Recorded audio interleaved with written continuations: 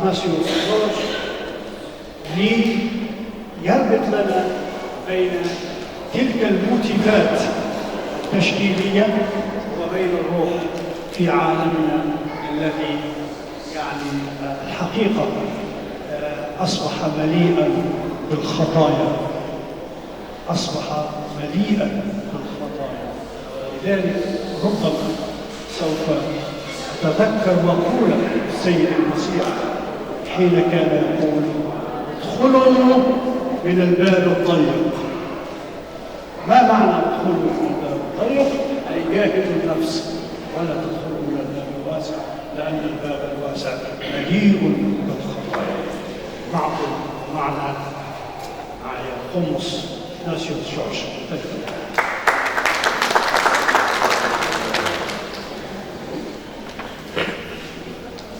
مساء الخير. أنا فرحان جدا أن أكون معكم اليوم، لأن الرسالة التي اجتمعنا حولها هي رسالة إنسانية بامتياز. ربما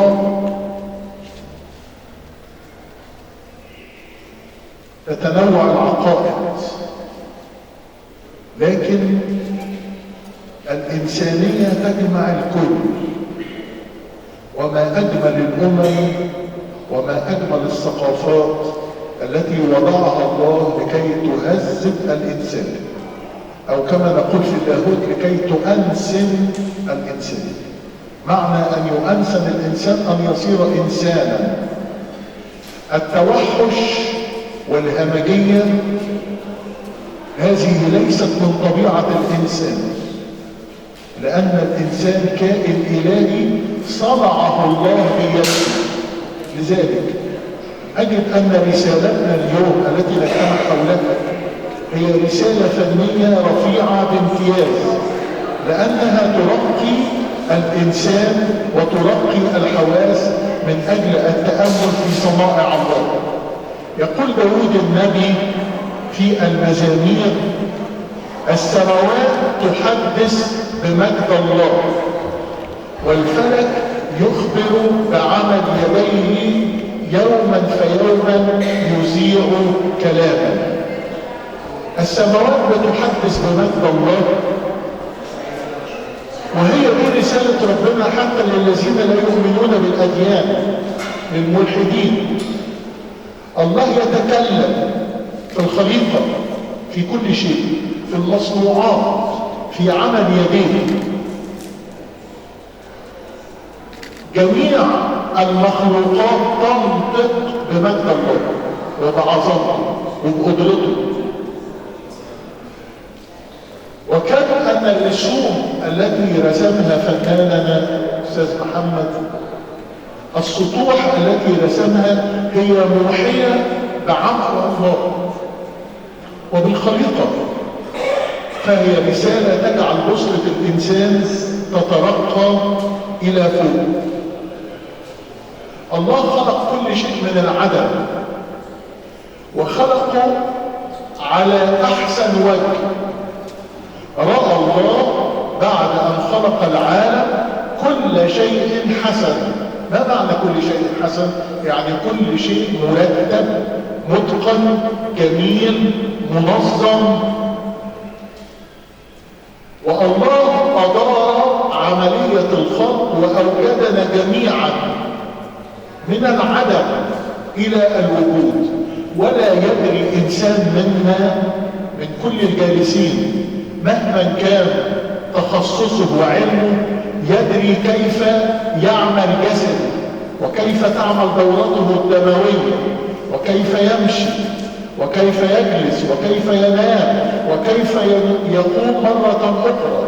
ولعل بعض الفلاسفة يسمى النوم حينما ننام في المساء، فنحن نسميه نوم قصير. أما نوم الموت نسميه الموت الطويل.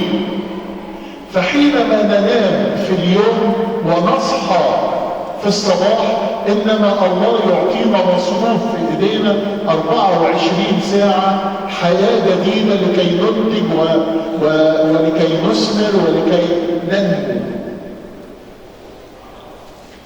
الاشكال، الالوان، التصاميم كلها مبدوعة بيد الله، لانها عمل الفنان الاعظم. من هو الفنان الاعظم؟ هو الله. والله مصدر كل جمال، والله مصدر كل فن. ومع احترامي لجميع الفنانين بكل تصنيفات الثقافات والفنون، الله هو الذي يلهم هؤلاء الفن. فعمل الفن هو عمل إبداعي يعطيها الله ويهبه للإنسان. وإن كان الفن موهبة ننميه ونثقله بالدراسة، لكنه بدون الدراسة وبدون أن يكون هناك موهبة يكون الفن ضعيف ومحصور. الله هو الفنان الأعظم الذي من عنده كل عطية وكل جمال وكل إتقان وكل إبداع. لذلك أعمال الله تخبر كل يوم بعمل يديه. إلى اليوم كل يوم اكتشافات ومنجزات جديدة واطلاعات وتحاليل جديدة، كلها مجرد اكتشاف لأعمال الله التي صنعها منذ بداية الخليقة. شوفوا منذ بداية الخليقة إلى اليوم كام جيل وكام جنريشن وكام تحاليل وكام علم. إلى اليوم الإنسان يقف مهما كان عظيما ومهما كان عليما، يقف مكتوف الأيدي مجرد يكتشف أعمال الله وصنيعته وخليقته. لذلك الطبيعة والفن والجمال كلها أعمال ترقي الإنسان وتهذب الإنسان وتعلو به إلى فوق. ومثل ما حدثنا من قبل محدثنا لما قال أن التأمل، فضيلة التأمل هي فضيلة أساسية وجذرية في الأديان. وهناك قول يقول قديس لدينا في الكنيسة اسمه ماري إسحاق من سوريا، ماري إسحاق السورياني، يقول اليوم الذي لا تجلس فيه مع نفسك لا تحسبه في عداد أيام حياتك. يعني اليوم اللي نقعد فيه مع نفسي وحاسبها وأقيمها وأشوف أعمالي وأقوالي وتصرفاتي وحسناتي، يبقى اليوم ده غير محسوب في أيام حياتنا. أعمال الله تشير ربنا، الجمال بيشاور على ربنا، العظمة بتشاور على ربنا، الموسيقى والفن بيشاور على ربنا. عشان كده بيقول يوما فيوما يذيع الأسرار. يعني كل يوم هناك الجديد وهناك المنجزات الجديدة علما وقولا. عندنا في الكنيسة في المسيحية قيل لأحد الآباء الكبار الأقباط اسمه القديس أنطونيوس، وهو القديس الذي أسس الرهبنة في العالم كله. وتعتبر الرهبنة القبطية في مصر هي مرجعية وهي الأساس وهي الجسم للرهبنة في العالم كله. فقيل للأنبا أنطونيوس، قالوا له ماذا إذا فقدت الكتاب المقدس؟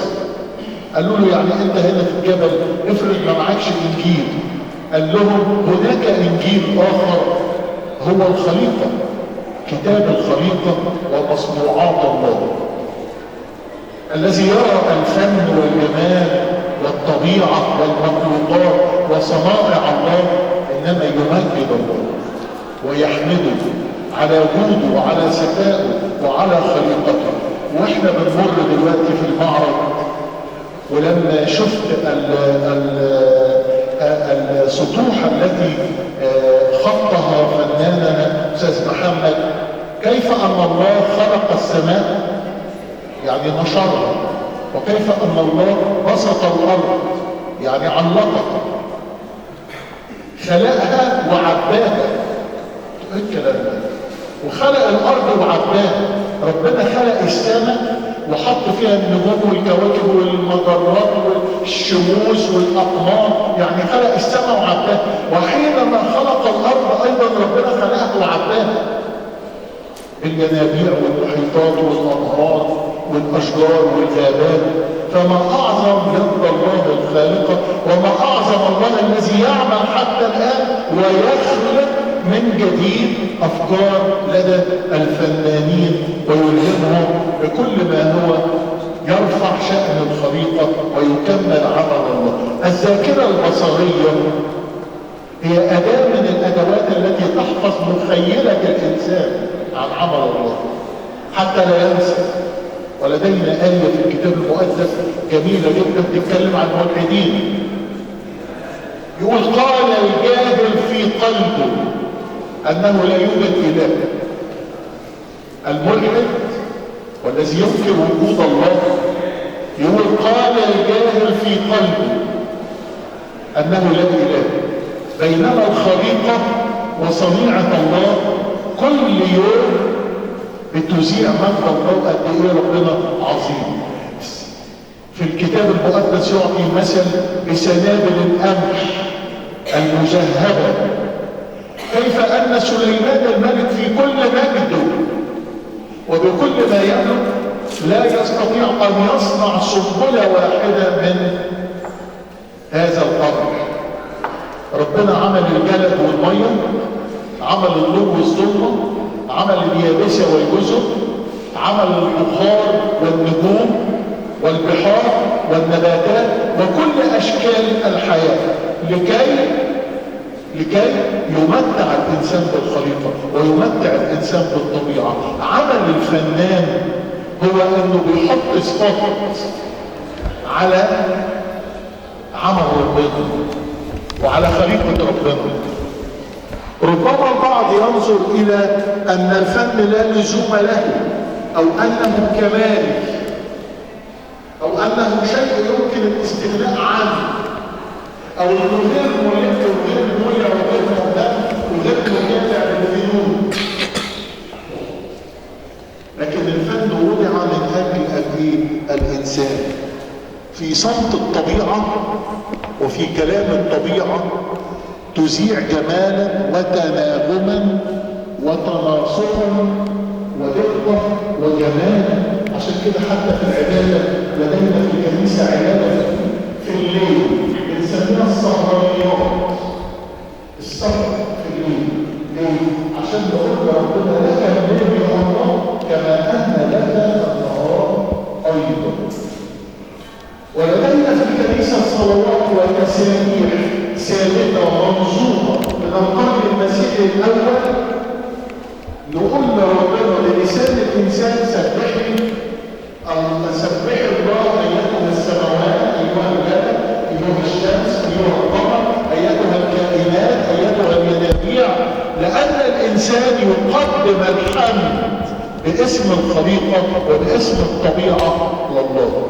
ما أجمل أن نجتمع حول جمال الطبيعة وجمال الفن، لأن كلها تستحق منا التأمل وتستحق منا الإلهام وتستحق منا الوقوف عند الجمالات. أحيي أستاذنا الفنان محمد الذي صنع هذه اللوحات واختار لها أن تكون أيضا ذات رسالة توحدنا كلنا، إن احنا كلنا عايشين على أرض واحدة في بلد واحدة تحت سماء واحدة، بناكل نفس الأكل، بنروح نفس المدارس، بنروح نفس الجامعات، بنركب نفس المواصلات. إذا نحن نجتمع كما في الحياة نجتمع أيضا في الفكر. وأشكر استماعكم وأحيي الفنان الكبير وأحيي المنصة وأيضا المتحف الذي يستضيفنا اليوم.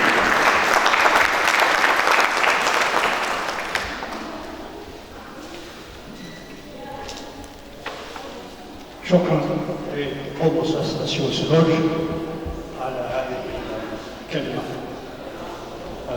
رائعة حقيقة. اسمحوا لي وتسمح لي المنصة حتى لا يكون الوقت ممتدا دون قيد وشرط، وهي المسألة الحقيقة تحتاج إلى أن أحدد للسادة الضيوف على المنصة 10 دقائق لكل متحدث حتى نستطيع إذا كان هناك تدخلات أو أسئلة يمكن أن نتلقاها. وأيضا حتى يكون هناك مساحة للموسيقى والشعر للموسيقار إبراهيم نصير والشاعر رسول الله. اسمحوا لي أن أقدم السيد نقيب الفنانين التشكيليين حسن وصفي في كلمة مختصرة عن هذا المعرض بصفته نقيبا تشكيليا. أولا مساء الخير وبشكر زملاء المنصة. الفنان برطش حقيقة شفت الأعمال النهارده وفهمت إن هو المعرض ده تقريبا حوالي سنتين شغال فيه، يعني ده اللي أنا عرفته. الميزة إن طبعا هو اختار موضوع الشجر عن أصل الحياة، يعني الحاجة اللي هي حتى بعد ما بتموت هي معانا، يعني معنى تموت يعني إيه؟ إن هي بعد ما تستخدم للزراعة ممكن تبقى أخشاب، هتفيد البيت، هتفيد الأماكن، فهي يعني ممتدة. الفكرة أساسا في الشجرة ممتدة. الحاجة اللي عجباني بأعمال الفنان برطش إنه ما عندوش باليت لونية رابط نفسه بيها، يعني إحنا هنشوف كل لوحاته استخدم كل الألوان المتاحة، كل أفكارها وكل درجاتها، يعني ما ربطش نفسه على باليت محددة. أعماله